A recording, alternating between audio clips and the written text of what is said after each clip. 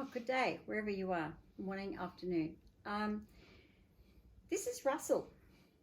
A lot of people have asked me to, because everybody knows that this is the little demon of my life. This is Russell, my cat, and he often features on my Facebook page, absolutely into trouble doing something that he shouldn't be doing. I won't go into great detail about what Russell can get into, but let me tell you, he is my wild child. He gets, yes, butter would melt in your mouth, would it, eh? Little ginger fluff ball, aren't you? Eh? Look at you. Yes. If you own cats, you know exactly what this is all about. But we love you anyway, don't we? Eh? A lot of people ask me about Russell because he does feature so much in my Facebook pages. Russell's a rescue. I have two rescues. Russell came to me at 9 months old. He was, his previous owner was unable to take him when they moved. So I knew these people. So I decided to say yes and take Russell on. Not saying it was a big mistake because I do love you, darling. He gets into everything. He steals things. He's a kleptomaniac. You can go looking for all kinds of things. It'll be there 1 minute, gone the next. He gets into stuff he shouldn't get into. But generally, overall, he's a pretty good cat. Now, as I said, he is a rescue cat. I do have another rescue cat. She is hidden away because she does not like strangers. We'll try and get a picture of her. Her name is Sage, and she came from a shelter. For those of you who have adopted a cat, congratulations and thank you from me, because despite what people say, they really are great company and a lot of energy. Cats are different to dogs, obviously. When you adopt a cat, and if you've never had a cat before, then you realize they are not the same as dogs or any other animal. They have their own distinct personalities. They rule. The other cat we have is, her name is Sage, and she's 12 years old. And the funny thing I met with her is I was taking some of Romy's stuff to the shelter. Now, I dropped the stuff off, but I could feel her around. She was calling out to me. I couldn't see her. And she called out to me, and I went there the next day, and she ended up with me. Long story, she ended up with me, and she has been with me ever since. She's a little bit skittish, even though I do what I do. They said to me that she would probably never come out from underneath the bed. Well, we call her Princess Fluffy Bum because she rules the house. She comes out when she wants to. She has a little space under the bed. She's got her own mat and water and food and toys and open doors and to the back and so forth. I actually don't let her out because I know that she will run. Same as this one. So I adopted Sage at 12 years of age. Adopting an older cat, obviously you take on, there could be illnesses or ailments and so forth. Luckily with Sage, she's healthy. But an older cat, younger cat, they all deserve good homes. And people say to me, aren't they scared or upset in the shelters? Actually, no, they're not. They actually some of them really enjoy being in the shelters because it's a much better life than what they had before or being on the streets. They know it's a bonus if they are adopted. Cats have their own special little ways. This guy, he has his own particular brand of give me attention. It's called a smack across the head at 3 a.m. in the morning. Yes, you're laughing, Mark. It's true. That's his little brand of attention. Wake up, mummy, wake up. And then he will sit and stare 2 inches from my face. I've actually got photos of it. 2 inches from my face, and he will sit there and he will stare, and then he will start screaming at me. Then if I still ignore him, he jumps over the top. Now, many of you cat owners out there will totally relate to what this is about. I was talking about you. Oh boy, I love you. With both Russell and Sage being rescue cats, some of the viewers might be interested. When you take on adopt an animal, or how long does it usually take, do you think, for them to warm to their new environment? Well, that's a really good question, and I was going to elaborate on that. Stay here, baby. I was going to elaborate on that. When you adopt a cat, you must realize that every cat has its own different personalities, and some adjust immediately, some do not. Depending on your circumstances, their situation, their previous situations, you've got to take into consideration all of the aspects of what your home is like. Is it busy? Do you have a lot of children? Are there dogs in the house? This sometimes can cause grief for the animal. So when you are adopting, always take into consideration your circumstances first. If you're going to get a skittish cat, of course, don't have somewhere where we've got 10 kids running around, 6 dogs, and the house is always busy and running around the place. That is not going to be beneficial for the cat that you adopt, or the dog in particular. Some cats just like solitary. They just prefer to have one person. So try and get an in-depth personality about the cat or cats that you are adopting, so that it does substantially highlight your lifestyle. So any adopted pet, but especially cats, would be firstly best suited for just people looking for company. Yeah. So like elderly people or... Absolutely. The one cat, one person is quite prevalent in a lot of cats. This guy here, he came into a house and it was just me and the dog, Romy. And as soon as he moved into the house, this sassy little thing, Romy was a 60-kilo Mastiff cross bull Arab. He was a tough dude, let me tell you. Had a head the size of a soccer ball. Loved him dearly. Many of you saw a lot of his antics. He was also a rescue. Romy was a rescue. He was 9 months when I got him. He was probably not suited for me. He was 60 kilo, I'm 60 kilo. So you can imagine. But I didn't need to use brute force for him.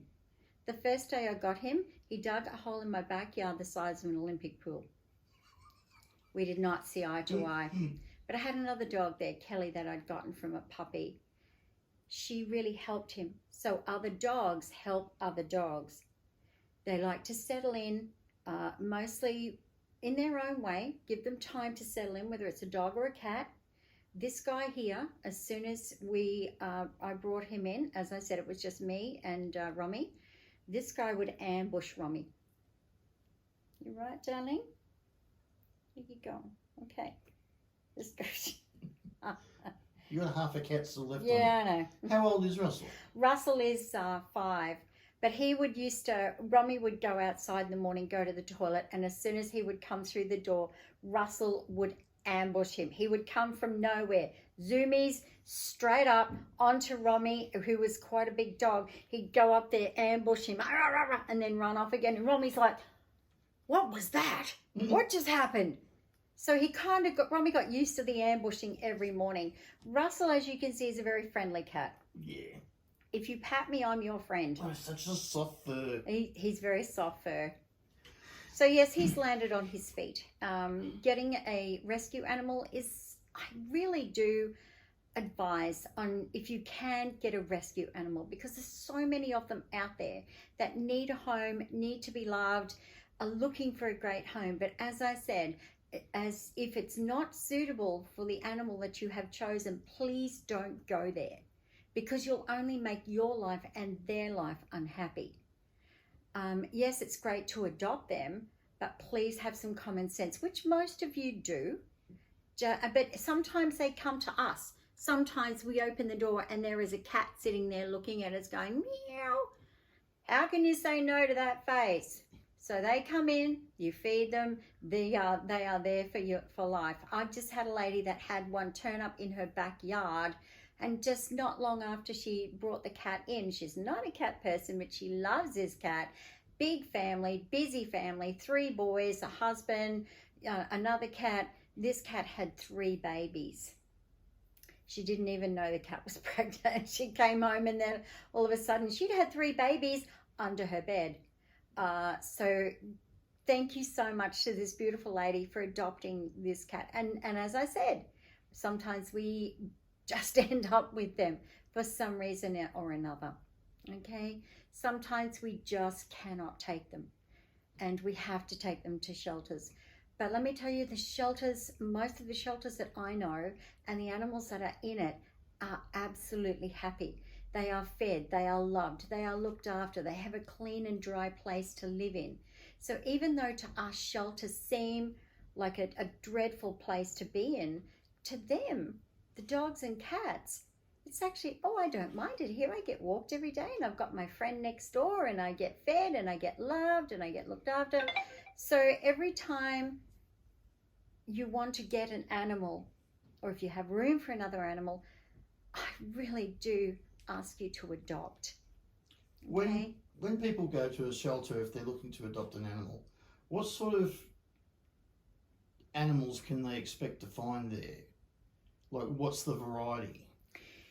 Oh gosh, most animals in there, you'll always find one that's suitable for your lifestyle. Yeah, well, Their I'm getting background, at, but I know shelters will be different between shelters. Yes. But is it just cats and dogs, or? No, most shelters, no-kill shelters, they will have such a variety of all different animals. Some of them have horses, guinea pigs, cats, not just cats and dogs.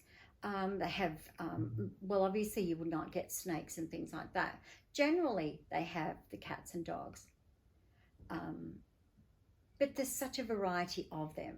So they're different personalities, different, But when you go there, have a look at all the dogs online. This is my suggestion. If you're going to go to a shelter, go to the dogs online, take a look at them, have a look at their personalities, and feel if they're going to be the right one for your lifestyle. I know a lady that has just adopted 2 German Shepherds from different shelters. These 2 dogs are actually from different shelters. She could not choose which one she wanted, so she fell in love with both of them and then went and adopted both of them. So she had to go 2 hours out of town to get one, an hour out of town to get the other on the other side of town. But she picked up one, then she picked up the others. These 2 are so bonded. One is much older, the female is much older, the male is younger, but they love each other. So when you're adopting an animal, try and go for the personality that suits your family. And even as you said before, Mark, what can you expect? Try and blend that dog in immediately. Or that cat, let them roam free. As soon as I got Russell, we just took him to the top of the stairs, opened the cage up, and he just roamed around and smelt the place. I felt him feel welcome, and he just fitted in straight away. Sage, a little different, because she is a very nervous cat, but she settled in immediately because of the energy and I didn't make a big fuss about it. But remember, if you have other animals, you have to get an animal that you feel is going to suit. I also suggest sometimes if you're going to get another dog, if you have room for another dog, take your dog with you. They have meet and greet, so they can bring the dog out. You can have yours. They have a meet and greet area where you can sit and where your dog can access a connection with the other dog or even the other cat. There are so many animals out there that are so wanting to be loved and so needing a new home. But remember the circumstances. I travel a lot, and after I lost Romy, the cats are easy to look after, but I just can't take a dog at the moment. But once we finish traveling, Mark and I will be traveling around the world, by the way. We've got a lot of stuff coming up around the world to different places, and very exciting stuff happening around the world. So I can't obviously have a dog because it's very hard to leave a dog for 3 or 4 weeks at a time. Once I get back, mind you, I will be getting 2 dogs, or maybe 3. Who knows? I could end up with a pack, knowing me. You know me too well, Mark. I do. Thank you so much for listening today. I'm just going to defluff the benefits of having a cat. It's really funny because he is a short-haired, yet he molts more than Sage does. Sage hardly molts at all. That's the same with the Staffy at home. Yeah. He only has to rub up against me once, and I've got half a fur coat on me. Well, my black's now turned to ginger, but that's the pleasure of having animals. One thing I'd like to explain to you before I go. Some people that rescue animals don't know the background. Some of them are just dumped or found wandering, and people don't know the background. So that's a little bit hard for us to gauge and judge the pet. Don't worry about the past things. Take a look at the personality of them. Try and tap into them. Sit there and watch them. Do you feel an underlying anxiety issue? When they're playing and when they're running around, when you're meeting them for the first time, judge their character, judge their personality. Are they good with other dogs? Are they good with children? Do you feel underlying issues? Do you see a nervousness around them?